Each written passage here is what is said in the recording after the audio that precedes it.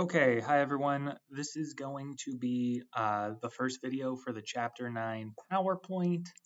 What are we looking at here, right? So we're kind of picking things up with inventory, right? We, in previous chapters looked at, hey, we have our kind of goods available for sale, right? We figured out what is our cost of goods sold, what we sold, and what is our ending inventory we kept. Right, and in that kind of framework and allocation, we use things like FIFO, LIFO, weighted average, right? All based on, in short, some type of like cost flow mechanism. This helps us basically figure out the cost of our inventory, right? So with that kind of as the starting point, right, once we figure out the cost, right, subsequent thereto, right, we're going to periodically revalue our inventory, right? Because things can happen to it, right? It can be damaged, it can deteriorate, there can be obsolescence, change in price levels, right? All of these things can affect our ability to sell that inventory, right? So yeah, we figured out the cost, right? But periodically, after a certain period of time, we have to evaluate our unsold inventory to make sure that we're appropriately accounting for it.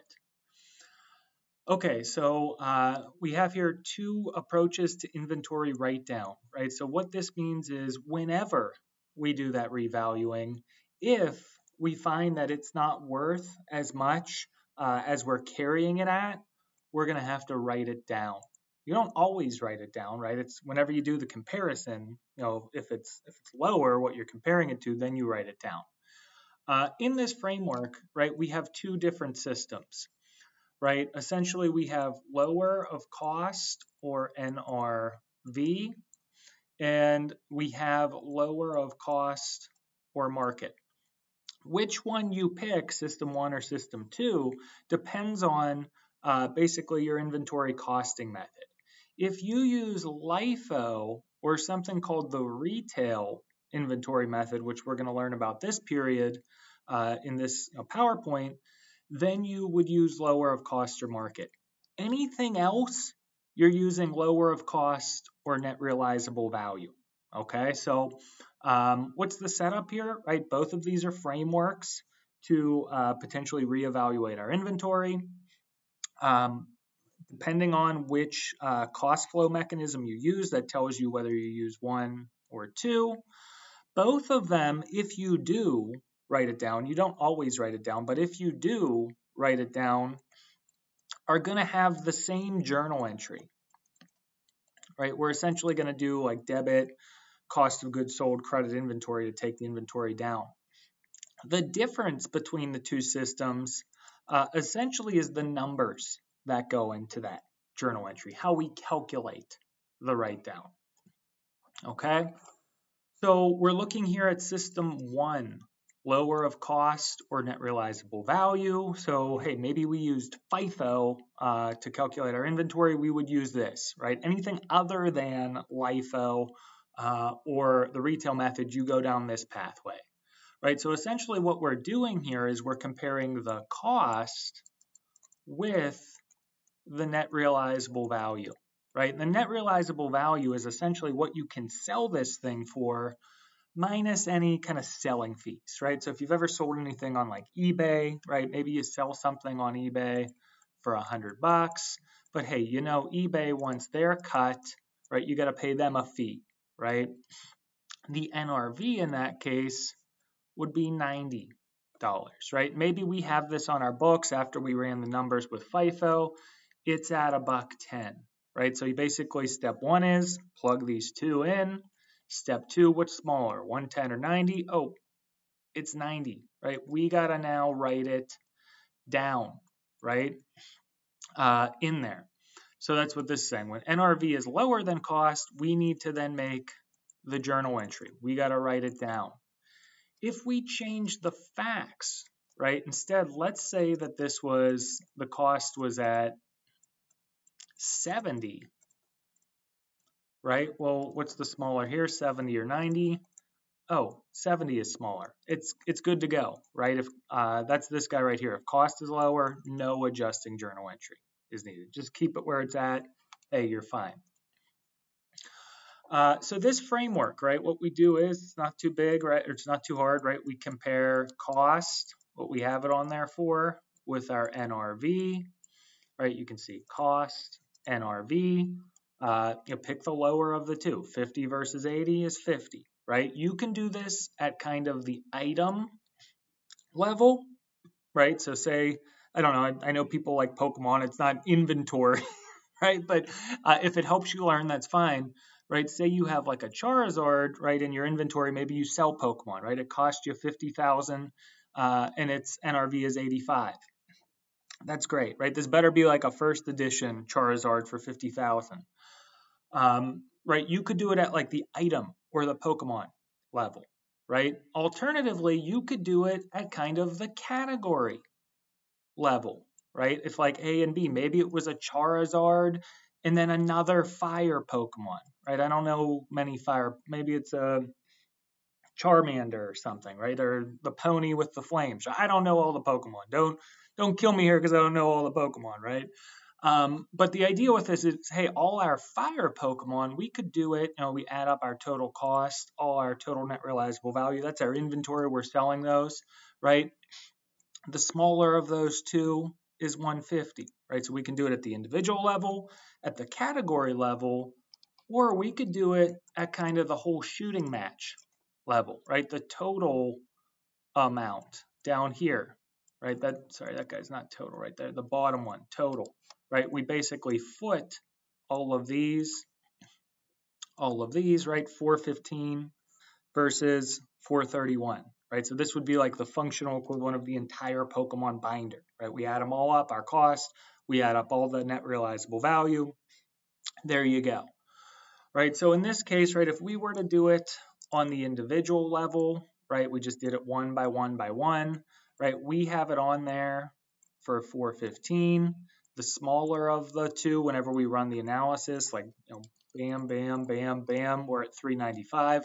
We got to write this thing down by 20, right? It's basically just doing this guy right here, but on like a little bit more with a chart here. So what we do is, right, debit cost of goods sold, credit inventory, right? We got to do the journal entry to write it down. MCQ you can look at, you know, don't worry about any IFRS stuff. Not tested on the CPA exam anymore. So that was like framework one, right? Lower of cost or net realizable value. Now let's talk about framework two, right? Lower of cost or market. So when you use this is whenever you use LIFO or the retail method, right? If you're using those, you're using this category. And essentially in this case, what you're comparing is your cost with the market. And how they define the market is essentially three things, right? We'll see it's going to be your NRV, right, which is the ceiling, versus replacement cost. If you were to go out and buy this off the shelf, right, what would it cost? And then at the third extreme, right, we'll have our NRV minus our profit margin, a normal profit margin, right? So it's kind of like ceiling, market, floor, right? And essentially what you do is you list all of these out, right? I mean, it's not that hard. All you got to do is plug stuff in and compare, right? List out 1, 2, and 3, and then pick the middle value, right? Like the median on it. They're not always going to be like, you know, this one's always going to be the biggest, and then the second and the third.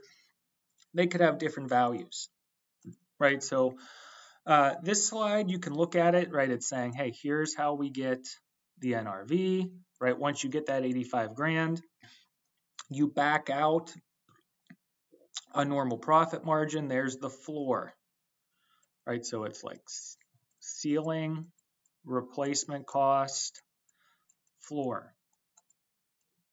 You know, there's the ceiling and floor, right? You do that for each kind of Pokemon there.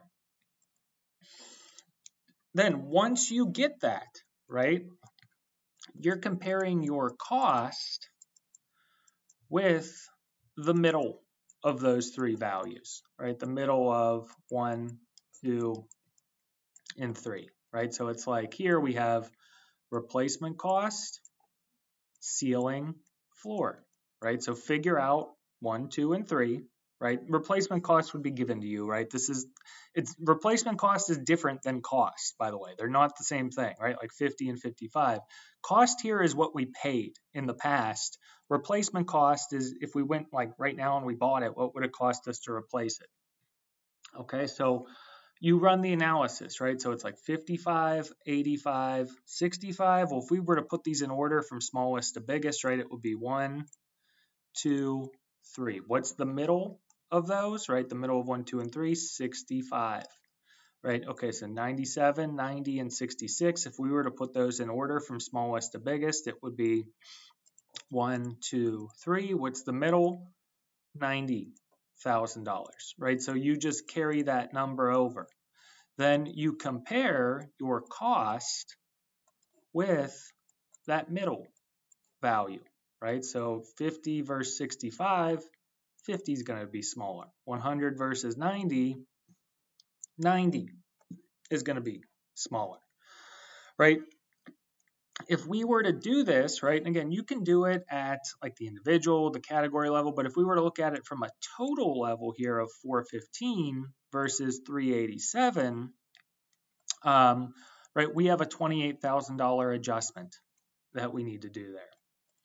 So we need to write it down. We're going to have the same journal entry, debit cost of goods sold, credit inventory, but we're going to have different numbers for it because we're using a different system. Okay. So again, this is kind of just showing you that the second framework, you can do it at the item level, just the Charizard. You can do it at the category level, all the fire Pokemon. You can do it at the total level, the entire binder of Pokemon cards, if that's our inventory. So MCQ for you to look at there. Next, let's talk a little bit about this thing called the gross profit method, sometimes known as the gross margin method. Essentially, we would use this in situations where we want to have estimates of inventory. We need to make estimates of it. So we don't want to have an exact count. So maybe something like, hey, our inventory during the period, we've lost it. It's been destroyed or stolen. It would be helpful this period if we used an estimate because we're not actually going to be able to calculate or count our inventory. Maybe we're doing an interim report, right? It would be more efficient to just use an estimate than actually count. Maybe an auditor is performing a test, right? It would be easier to use an estimate than actually count. And our budgeting, right? It would be easier to use an estimate than actually count. So we know gross profit method. We know it deals with in situations where an estimate inventory would be helpful. What is going on here? How do we kind of do it? Well, in our normal way of calculating inventory, right? We looked at this when we talked about like counting the blocks. It's right, what you started with plus what you bought gives you your goods available for sale, which we break out. We do a physical count that says, hey, well, if we counted our inventory, right, if we had 100 and at the end of the period we counted 20, well then, hey, we must have sold 80, right? So it's from like units. And then, we talked about different ways to put it into dollars. Okay. What we do with the gross profit method is that same formula, right? Beginning plus purchases gets us our good available for sale minus cost of goods sold gets us our ending.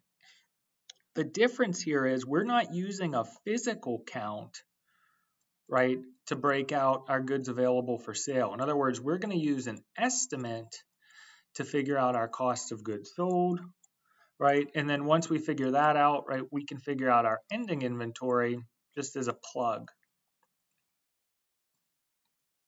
Right, so let's look at an example here. It looks like we started with 600, we bought 1.5, right? Our goods available for sale are 2.1 million. Then what we do is right? We say, oh, okay, so it says here, suppose a company began the year with 600,000. On March 17th, a fire destroyed their inventory. So we're not going to be able to do a physical count here, right? We don't have the inventory, it's destroyed. We're going to have to use an estimate. We look at our history, right? And our gross profit ratio each year shows, hey, on average, we have a gross profit of 40%. So what we do is we say, okay, we know during the period from the facts down here that we made 2 million in sales, right? That's like the pure sales dollars.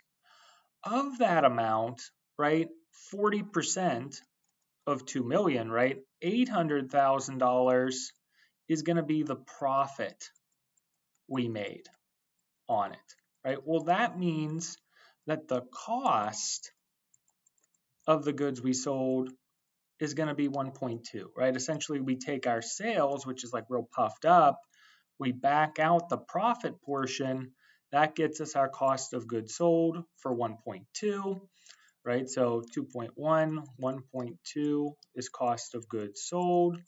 Well, then, hey, we can plug our ending inventory here of 0.9, okay? Now, how good the gross profit method is, right? Well, it's always a facts and circumstances thing, right? The best way to use it is when there's good estimates of the gross profit ratio, right? That 40%. That's got to be a really reliable number and kind of consistent over time if we want to use it with some accuracy. Likewise, we can pool our products to kind of make it a more refined ratio in this framework. So just be aware there are limitations to this. It's not perfect. It's an estimate. There's ways that we can make it a stronger estimate than others, but that's the setup with it there. So you can look at an MCQ on it. All right, next, right, we're going to talk about the retail inventory method, right? So if you remember when we talked about like 1 and 2, we said, hey, you use it when you use LIFO or the retail inventory method. This is what we're talking about now, the retail inventory method. And essentially, who would use this, right? It's a system here to help us account for inventory. It's generally used by retailers, right? A retailer would be something like Walmart, right? They sell retail merchandise. You walk in and buy it off the shelf. High volume retailers that sell many different items at low prices, right? So, hey, maybe we're selling widgets or something, right? We sell tons of them at a really low cost. The retail inventory method would be helpful for us here.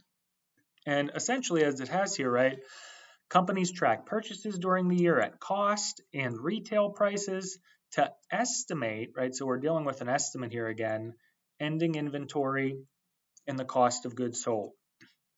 Things we have to distinguish here, right, is our cost, what we paid for it, versus retail, what we're selling it for, right? And essentially, we're going to have that same framework with our goods available for sale, right? We're going to essentially leverage our information about retail, use a cost of retail percentage to help us figure out our inventory at cost. It will make sense as we look at some examples here, right? So it looks like, hey, Home Improvement Stores Inc. uses a periodic inventory system in the retail inventory method to estimate ending inventory and cost of goods sold. The following data are available for the month of June, right? So let's focus here on the retail column and how we do this, right? We're ultimately using the retail column to help us figure out our goods available for sale, how we're going to break this out under the cost section, right? We got 347 we got to break out here between essentially our ending inventory and cost of goods sold. But so we'll have cost of goods sold and ending inventory. That's what we're trying to figure out under the cost section. So let me make this guy red and let me make retail blue. So we'll start over here, right? We look at the retail information. And again, this is what we sell it for, right? When we talk about, our beginning inventory at retail, that means if we looked and saw this on the shelf, it'd be selling for 100 grand, right? All our inventory. So we started 100, we bought 460. Our goods available for sale at retail is 560. Back out our sales at retail, 400. Hey, our ending inventory at retail is $1.60, right? So we start over here, right? And we work our way down the formula, right? We get our estimated ending inventory at retail. Okay, that's kind of step one. Then what we do is, right, step two, we take the goods available for sale at cost divided by retail, right? So 347 divided by 560, right? That gets us 62%. Step three, what we do is we take, 160 at retail ending inventory times that percentage, 62%. Hey, that's going to get us our estimated cost ending inventory, right? So over here, ending inventory is 99.2, and then we can plug 248 for cost of goods sold, right? So that's the idea here with the retail inventory method. We use the retail to figure out ending inventory at retail. We then convert that over into cost using the relationship between cost and retail as a percentage. That gets us our ending inventory at cost. We can then plug cost of goods sold at cost. So what are the advantages of the retail inventory method? So one of the things here, right, both of the retail inventory method and the gross profit method, right, we said we're using estimates. Well, for the retail method, it's going to be a little bit more accurate, right, because we're leveraging sort of another variable here in the equation, right? We're coming in and we're using that percentage cost to retail. It's a little bit more refined of an estimate. And when we talk about the retail inventory method, there's different ways you can use it, right? You can use the retail inventory method using FIFO. You can use it using LIFO. You can use it with average cost, right? Also, right, it would be helpful, right, for estimates, again, a situation if you had lost, stolen, or destroyed inventory, okay? So one of the things when we start talking about sort of these other methods of the retail inventory method, like if you're using FIFO, if you're using LIFO, if you're using something called the conventional retail inventory method, there's different kind of ways you have to calculate each of them. And in that framework, you have to be aware of these terms, right? So we'll have our initial markup, right? So this is essentially the original amount we mark something up for. If there's any additional markup on top of it, we're going to mark it up. Any markup cancellation, right, we're going to cancel out a markup we had. Any markdown, which is going to be a decrease in the selling price after the initial markup. And then any markdown cancellation, which is elimination of a markdown. They all sound very similar and the same, so you kind of have to read them carefully. A little bit easier here to give it some numbers. All right, so say our cost for this thing is $6, right? Our original markup is $4, right? So the selling point here, right? The starting kind of point is $10, okay? If afterwards we mark it up again with an additional markup of $3, we're at 13. But then if we have a markup cancellation of $1, right, we're at 12. So this is kind of just showing you what each of those terms means. Ultimately, our net markup, right, anytime you see net, that means it's like one thing subtracted from another, is going to be $2. And what we did there is essentially we compared where the star is, $10, with where we ultimately landed, right? 12 bucks. That was a net markup of 2. Let's look at a second example here. Right, we start with 6 bucks, our initial markup of 4, right? So the star here, right, kind of after the initial markup is 10. We then have a markdown of 3, and then we have a markdown cancellation of 1, right? So you can see those. Ultimately, when we compare the star, right, with where we ultimately are, that's going to be a net mark down, right? We've gone down of $2. So again, you have to know what each of those terms means. You have to know how to measure it whenever we talk about net markup and net markdown, the star versus where you land. That comes into play, you will see, as we talk about these different methods.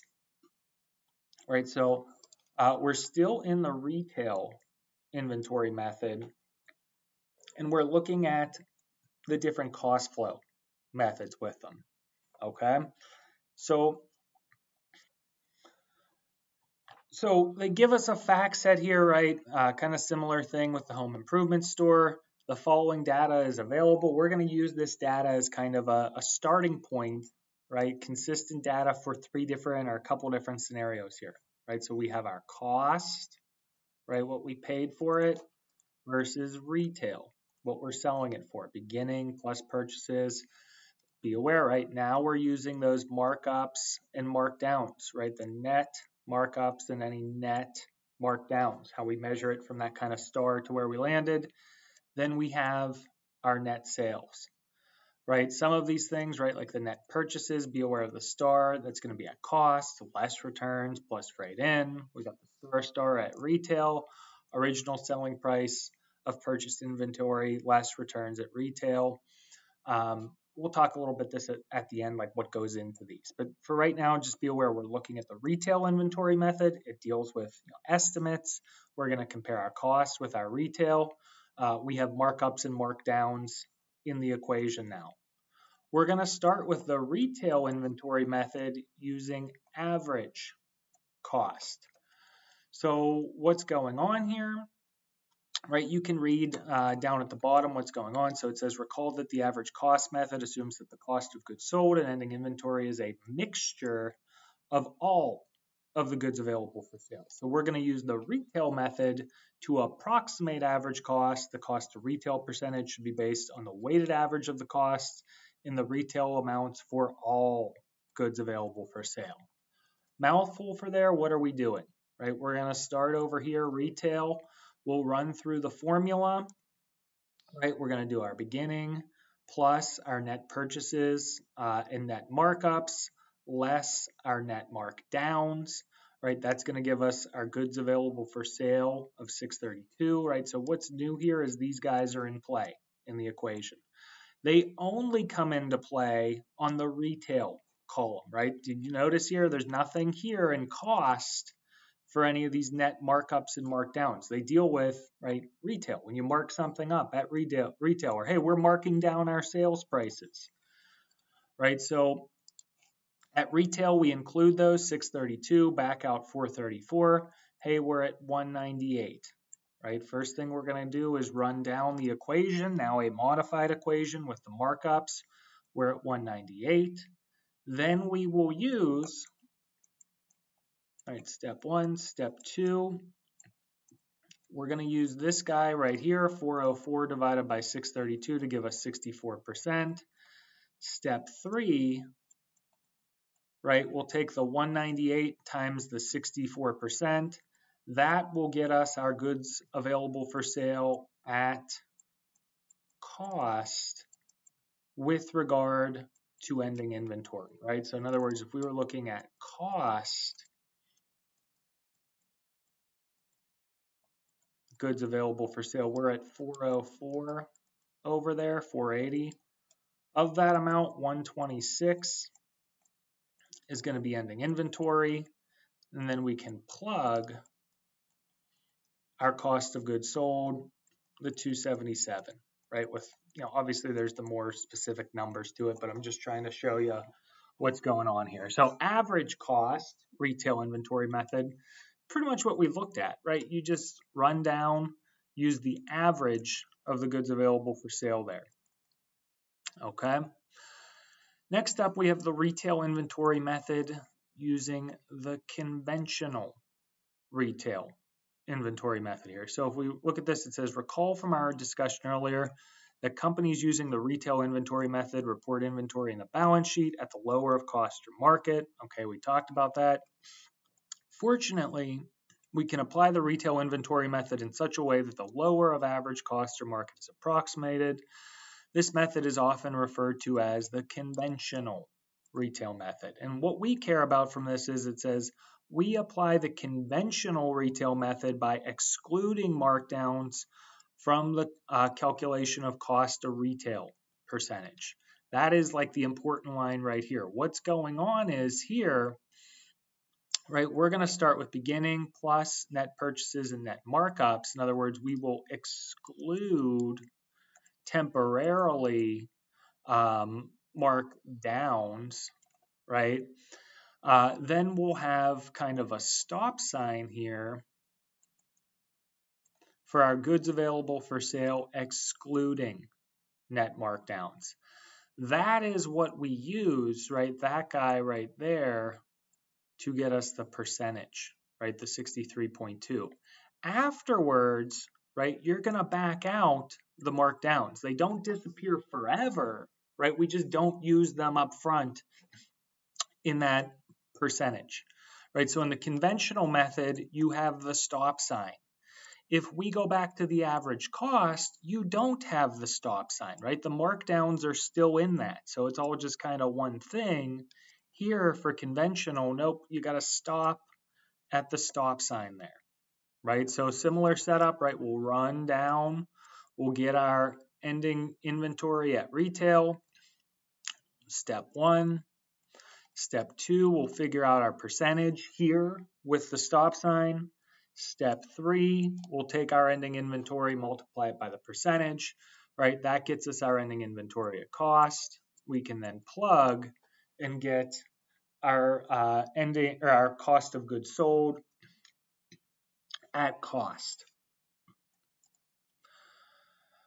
All right, finally here, let's just talk a little bit about the LIFO retail method. So LIFO, last in, first out. This assumes that the units sold are the most recently acquired. So when there's a net increase in inventory quantity, so net, which basically means, hey, what we bought exceeded what we sold, LIFO results in an ending inventory that includes the beginning inventory plus any additional layers.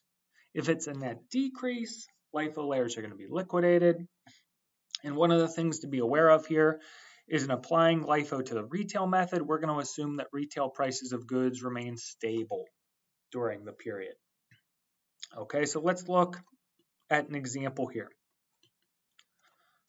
Okay, so it says we will use the numbers from the previous example to illustrate the retail method to approximate LIFO. So it's retail LIFO. So it says recall the beginning inventory retail is 160,000. And ending inventory retail is 198. If we assume stable retail prices, inventory quality must have increased during the year, right? It went up from 160 to 198. Our inventory went up by 38,000. Right, so we'll say that's kind of step 1 there.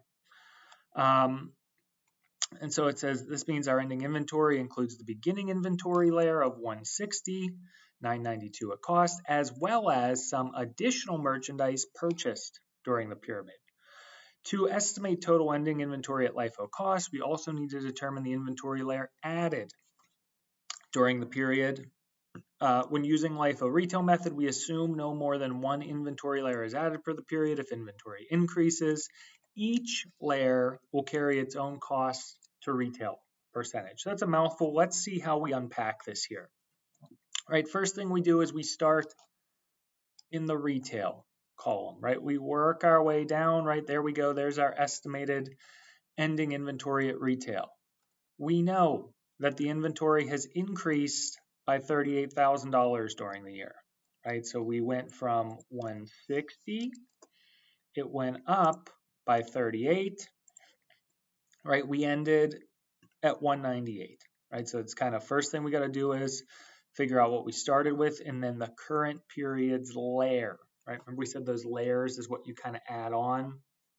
Then what we do is we have our beginning.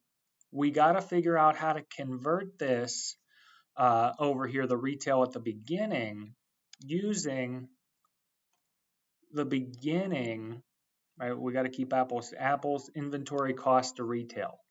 So what this means is we're going to take the 99.2 divided by the 160.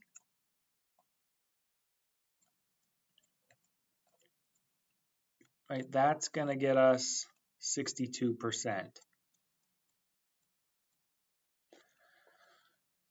Then what we'll do is, right, we got to find the current layer, right, the percentage for that, right? So that's going to be this guy, right, for the July, the current layer. What it's going to be is our beginning, right, plus all of these guys, but we're going to back out, right? In other words, we don't include the beginning. So that's the layer. If you think about it, right, if you start with this and then you add new stuff, right, you get rid of that. This is the layer right here on there. So when we then have that, right, we'll take this guy right here, right, that gets us our percentage for the layer. I know it's a little confusing. You kind of have to play with it a couple times and look at it. So we'll take the 160 times the 62%. We'll take the 38, right? We got to keep this apples to apples. You know, green with green percentage, blue with blue percentage times the 64%, you know, 0.68, right? Then what we do is we have our beginning inventory at cost. We have the current period's layer at cost. So then our total estimated ending inventory at cost is going to be 123, right? So if we have 404, right? So if we have goods available for sale at cost of 404, right? We break that out 123 for ending inventory using that like apples to apples comparison there with the percentages. And then we can plug, right, 280 for our cost of goods sold at cost, right? So the steps here are step 1, figure out the increase. Step 2, kind of use that increase over here. Step 3, get the percentages, you know, green for green, blue for blue. Step 4, multiply the percentages. Step 5, figure out the ending inventory and the cost of goods sold at cost. Okay, so a few things here to be aware of, right? So we've kind of talked about it high level, but we haven't gotten into all the details, right? When you're talking about the cost to retail percentage, right? So we'll make retail green and we'll make cost red, right? Those two columns. Let me actually do it with highlighter.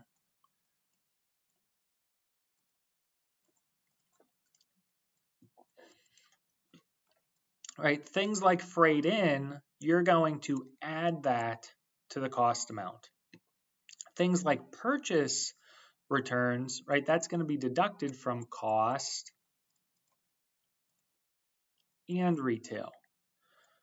Right, so you can see on each of these, so purchase discounts, that just hits cost. Abnormal shortages, that hits cost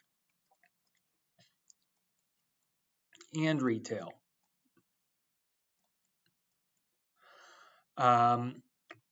So you can see these things here with the stars. A lot of this goes back to, where was that slide? Over here, some of these things, it kind of shows you the interplay between them on it. So here's an MCQ you can look at for that. So we're about halfway through the slides here. I'm going to end the lecture here.